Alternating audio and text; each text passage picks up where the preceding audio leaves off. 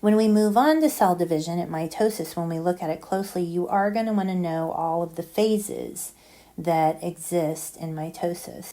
What mitosis is it's going to be a cell division that results in two genetically identical daughter cells, hence why we make the copy of DNA material in S phase. So another type of cell division you may have heard about before, meiosis, is one that we'll talk about in ANP2, and this is a little bit different. And meiosis results in 4 daughter cells that are not identical, but these are the gametes that are going to produce egg and sperm.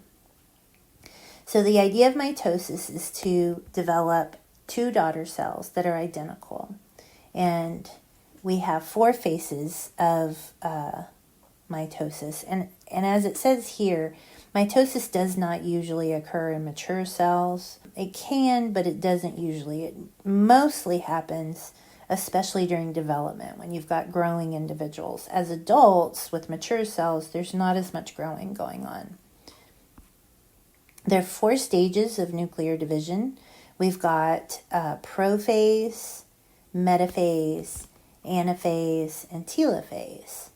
And what these are, in turn, is going to be processes within the nucleus. So you need to think about all that genetic material is in the nucleus. So this is where mitosis is really happening at first.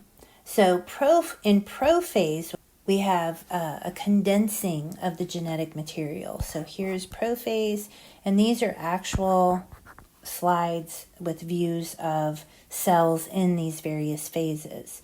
So in prophase, you can see within the nucleus, you can see these chromosomes compacted together, essentially so that it's easier to divide up that genetic material.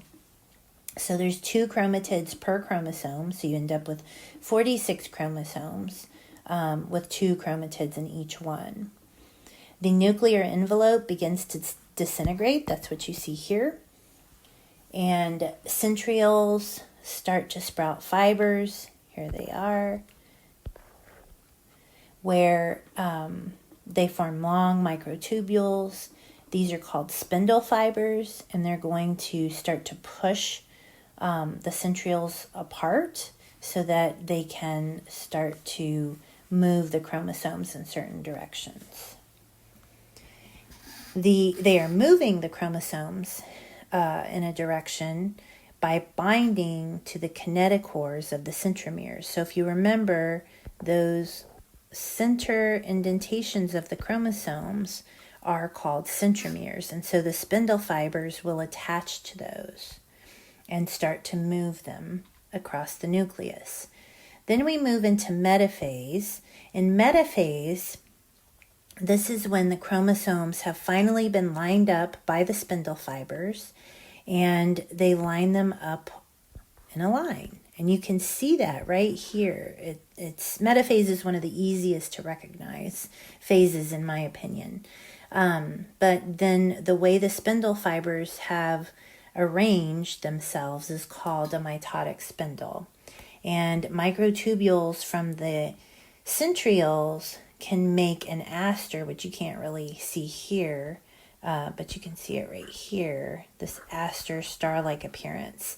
That is what is anchoring the centrioles to the cell membrane. So that is metaphase. Now, once all the chromosomes are lined up, then we move into anaphase. And when in anaphase, what happens is an enzyme is going to actually cleave those sister chromatids apart and separate them. And then the daughter chromosomes, the single-stranded chromosomes, are going to migrate toward each pole. So we call these poles. And so the chromosomes will be divided, and the daughter chromosomes will move towards each pole. And then finally, in mitosis, we have telophase. Telophase is where the chromosomes are now clustered on either side of the cell. The rough endoplasmic reticulum is going to make a new nuclear envelope around each cluster of chromosomes. And the chromosomes will actually begin to uncoil and form into chromatin, and the mitotic spindle will disintegrate. And this somewhat starts to overlap with the phase that comes after mitosis, or after telophase, I should say, and that's cytokinesis. Cytokinesis is the following up. Once that nucleus has been reformed in each side of the cell, then we have to complete the cell, the creation of two identical daughter cells, by basically forming a furrow and dividing the cytoplasm and forming a new plasma membrane for each. So essentially there's this cleavage furrow that's formed around the equator of the cell, and it's going to be pinched into two. So cytokinesis is overlapped a little bit with telophase, but it's where you get the actual cytoplasm division.